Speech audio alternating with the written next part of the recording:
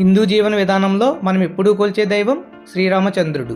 ఎన్నో సంవత్సరాల నుండి అయోధ్యలో గొడవలు జరుగుతున్నా చివరికి ఆ గొడవలన్నీ సద్దుమణిగి ఇప్పటికి రామజన్మభూమి రాముడిదే అంటూ అయోధ్యలో రామ మందిర నిర్మాణం పూర్తయింది. ఆలయ నిర్మాణంలో భాగంగా ఆగస్టు 5న పుణ్యగడియల్లో ఆలయ పునాదులకు శ్రీకారం చుట్టారు. అసలు ఈ అయోధ్య పట్టణం ఎక్కడుంది, దాని చరిత్ర ఏమిటి, అయోధ్య నగరానికి ఆ పేరు ఎలా వచ్చింది అనే విషయాలు చాలామందికి తెలుసుండవు. ఇప్పుడు ఆ చరిత్ర గురించి మనం ఈ వీడియోలో తెలుసుకుందాం. అయోధ్య భారతదేశంలోని అతి పురాతన నగరాల్లో ఒకటి. అయోధ్య నగరం చారిత్రాత్మకమైన పవిత్రాలయం ఉన్న పుణ్యక్షేత్రం. ప్రతి హిందువు తప్పక చూడాలని కోరుకునే పుణ్యక్షేత్రాల్లో అయోధ్య ఒకటి. శ్రీరాముడు ఈ అయోధ్య నగరంలోనే జన్మించినట్లు చరిత్ర చెబుతోంది. విష్ణువు శ్రీరాముడిగా అవతరించిన ప్రదేశమే ఆ అయోధ్యపురి. అయోధ్య అని సాకేతపురం అని కూడా అంటారు. రామాయణ మహాకావ్య ఆవిష్కరణకు మూలమే ఆ అయోధ్య నగరం. అయోధ్య నగరం ఉత్తరప్రదేశ్లోని ఒక ముఖ్య పట్టణం. ఇది ఉత్తరప్రదేశ్లోని ఫైజాబాద్ జిల్లా ఫైజాబాద్ను ఆనుకుని సముద్ర మట్టానికి 305 అడుగుల ఎత్తులో ఉంటుంది. ఒక్కప్పటి కాలంలో అయోధ్య నగరం కోసల రాజ్యానికి రాజధానిగా ఉంటూ వచ్చింది. అయోధ్య శ్రీరాముని చరిత్రలో చాలా ప్రాముఖ్యమున్న నగరము.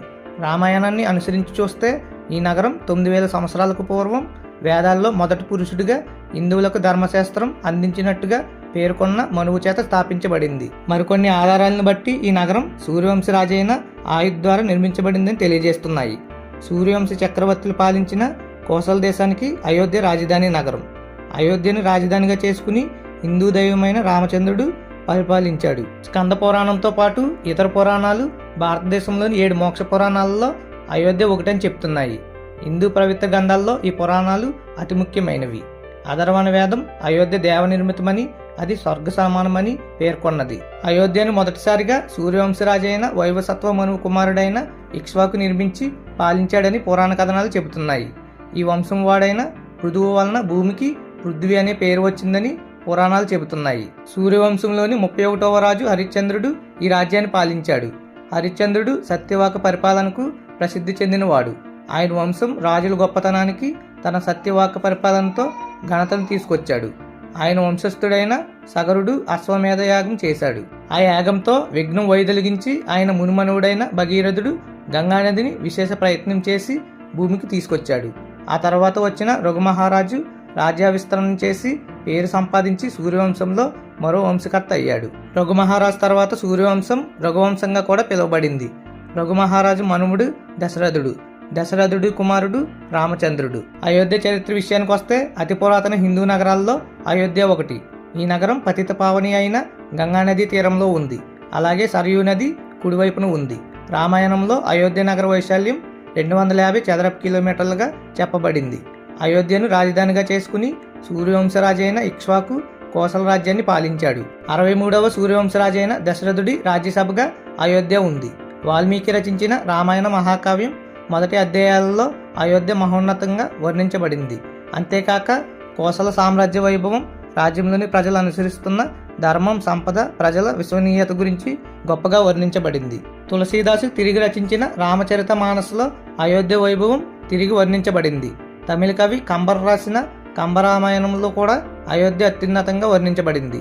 తమిళ వైష్ణవ భక్తులైన ఆళ్వార్లు ఈ నగరాన్ని తమ రచనలో అయోధ్యను అద్భుతంగా వర్ణించారు.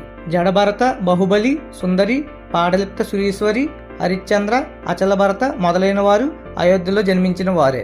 జైన మతస్థులకు కూడా ముఖ్యమైన నగరం ఈ అయోధ్య. 2000 సంవత్సరాలకు ముందే ప్రముఖ తీర్థంకరులిద్దరికీ అయోధ్య జన్మస్థలం అయ్యింది. అంతేకాదు మరో 5గురు తీర్థంకరులకు కూడా జన్మస్థలంగా ఈ నగరం ఉంది. జైన ఆగమాలలో అయోధ్యకు మహావీరుడు విజయం చేసినట్లు రాయబడింది. అయోధ్య బుద్ధమత వారసత్వం కలిగిన నగరం. అందువలన ఇక్కడ మౌర్య చక్రవర్తుల కాలంలో నిర్మించబడిన పలు బౌద్ధాలయాలు, స్మారక చిహ్నాలు, శిక్షణా కేంద్రాలు ఉన్నాయి. గుప్తుల కాలంలో అయోధ్య వాణిజ్యంలో శిఖరాగ్రం చేరుకుంది. క్రీస్తు పూర్వం 600లలో కూడా అయోధ్య వాణిజ్య కేంద్రంగా విలసిల్లింది. చరిత్రకారులు దీన్ని సాకేతపురంగా పేర్కొన్నారు.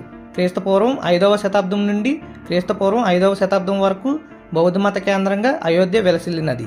బుద్ధుడు ఈ నగరానికి 1 కంటే ఎక్కువ సార్లు వచ్చినట్లు భావిస్తున్నారు. అయోధ్య అనే పేరు ఎందుకు వచ్చింది? మహారాజైన ఆయుధ్ పురాణాల్లో శ్రీరాముణ్ణి పూర్వీకుడిగా పేర్కొనబడింది. అతడి పేరు సంస్కృత పదమైన యుద్ధ నుండి వచ్చింది. ఆయుధ్ అపరాజితుడు గనుక ఈ నగరానికి అయోధ్య అనే పేరు వచ్చింది. అయోధ్య అంటే జయించ శక్యం కానిది అని అర్థం. గౌతమ బుద్ధుని కాలంలో ఈ నగరం పాలీలో అయోధ్య అని పిలువబడింది. అది కూడా సంస్కృతంలో అయోధ్య అని అర్థాన్నిస్తుంది. పురాణాలు గంగానది గురించి వివరించినప్పుడు అయోధ్య ప్రస్తావన ఉంది. కామనెర మొదటి శతాబ్దాల్లో ఈ నగరం సాకేతపురం అని పిలువబడింది.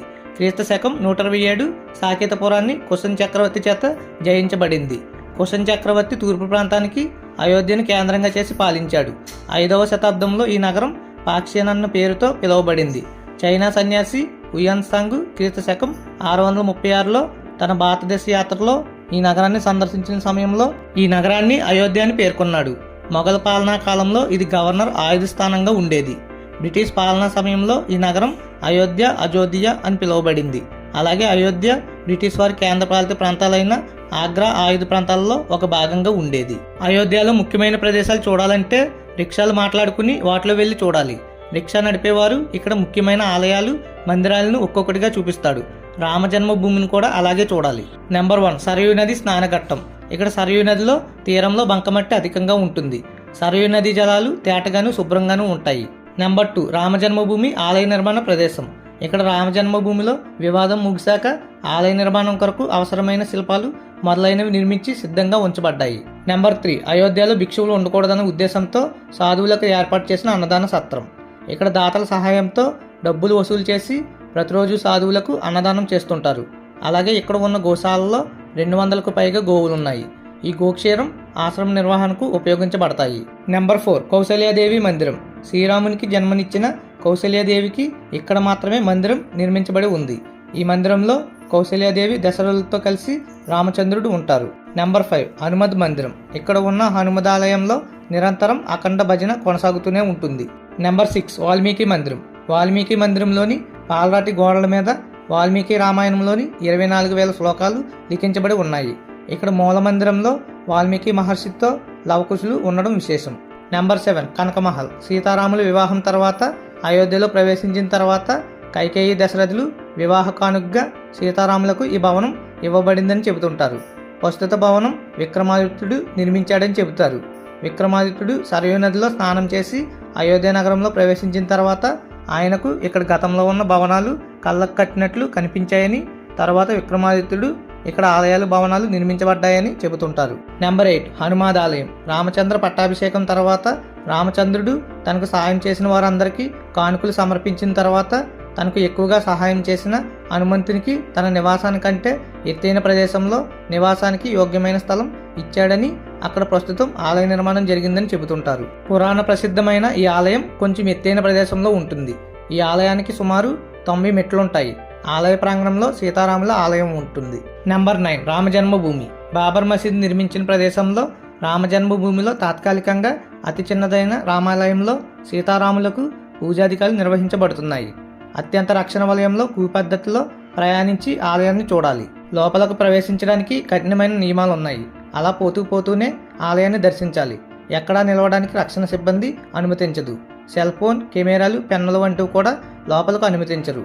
లోపల కనీసం 2-3 కిలోమీటర్లు నడవాలి కనుక చెప్పులు వేసుకుని లోపలికి వెళ్ళాలి. అయోధ్య వివాద విషయానికి వస్తే మొఘల్ వంశానికి ఆద్యుడైన బాబర్ ఇదే స్థలంలో బాబ్రీ మసీద్ను నిర్మించాడు. దీన్ని ఆయన అంతకు ముందే ఉన్న రామాలయాన్ని కూల్చివేసి కట్టారని కొందరు చెబుతున్నారు. 1992వ సంవత్సరంలో రామభక్తులు దేశం నలుమూలల నుండి తరలివచ్చారు. రాష్ట్రీయ స్వయం సేవక్ సంఘ్ లాంటి కొన్ని హిందూ సంస్థలతో కలిసి కూల్చివేయడం జరిగింది. అప్పుడు భారత ప్రధానిగా ఉన్నది సివి నరసింహరావు. దీన్ని సాల్వ్ చేయలేకపోయినా ఆయనకు ఇది రాజకీయ జీవితం మీద ఒక మచ్చలా మిగిలిపోయింది. 9/11/2019న అయోధ్య తుది తీర్పును వెల్లడిస్తూ కేంద్ర ప్రభుత్వానికి సుప్రీం ఆదేశాలు జారీ చేసింది. వివాదాస్పద స్థలం హిందువులకు అప్పగించాలని కోర్టు తీర్పు చెప్పింది. ఆ తీర్పు ఏమిటంటే 2.77 ఎకరాల వివాదాస్పద స్థలం అయోధ్య ట్రస్టుకు అప్పగించండి. దానికి తోడు 5 ఎకరాల భూమిని సున్నీ బోర్డుకి ఇవ్వండి. స్థలం స్వాధీనం చేసుకునేందుకు 3 నెలల్లో ట్రస్ట్ ఏర్పాటు చేయాలి.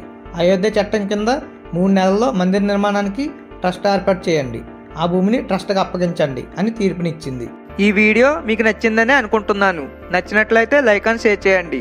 ఈ వీడియోపై మీ అభిప్రాయాన్ని కామెంట్ సెక్షన్లో తెలపండి. ఇలాంటి మరిన్ని ఇంట్రెస్టింగ్ ఫ్యాక్ట్స్ గురించి నా ఛానల్ని సబ్స్క్రైబ్ చేసుకోండి. సబ్స్క్రైబ్ చేయడం మాత్రం మర్చిపోకండి. సబ్స్క్రైబ్ చేసుకున్న తర్వాత నేను పెట్టిన వీడియో మీకు వెంటనే నోటిఫికేషన్ రూపంలో రావాలంటే సబ్స్క్రైబ్ పక్కన ఉన్న బెల్ ఐకాన్ మీద క్లిక్ చేసి ఆల్ అనే ఆప్షన్ మీద క్లిక్ చేయండి. Please do subscribe.